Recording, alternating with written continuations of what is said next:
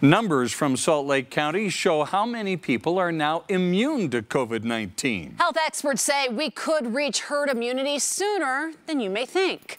Fox 13's Lauren Steinbrecher is live at the Mountain America Expo Center in Sandy tonight with more. Lauren. Yeah, Kelly and Bob. So people are starting to show up here to the Expo Center to get their second round of that COVID-19 a month after they got the first. And as people are coming in, we are learning just how many people are immune to COVID-19, not just from vaccinations, but also from people who have had COVID. And that percentage is pretty surprising.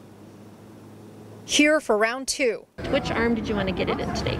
This bad boy? Which means in just a week, Okay, all right. These people will be fully vaccinated. I think this is wonderful. Crossing over to the other side of COVID-19 immunity. I'm going to go home and celebrate and call all my friends up, and remotely, we're all going to have a drink in celebration. While the Salt Lake County Health Department says the number of completed two-dose vaccinations is still low. The best guess is, so right now we are about at 6% for Salt Lake County as far as individuals that are completely vaccinated. They just found out good news. What they have found, and this is their most recent data, is that about 20 to 25% of Salt Lake County residents have shown immunity from either the disease itself or vaccine or both. That's a quarter of the population showing immunity.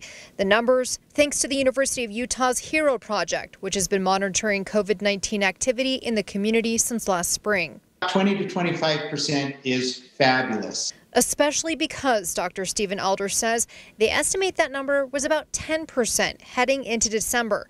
It bodes well for the future. Hopefully we're talking a matter of a few months before we really start to see numbers that give us a chance to be optimistic about how quickly we can get to at least what will be our new normal. But Dr. Alder says it's all dependent on continued vaccinations, mask wearing, and social distancing to get to what experts project is a necessary 70% to reach that herd immunity and quash COVID. Elaine is proud she's part of getting us there. I'm just so happy to have the second and to be able to be part of this wonderful movement of getting everybody vaccinated, and I think that everybody should.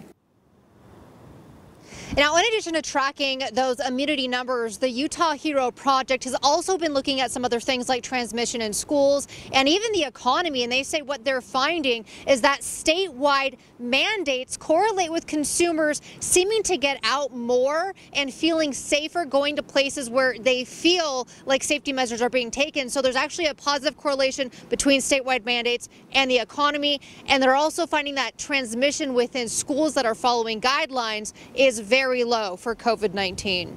Live in Sandy, Lauren Steinbrecher, Fox 13 News, Utah.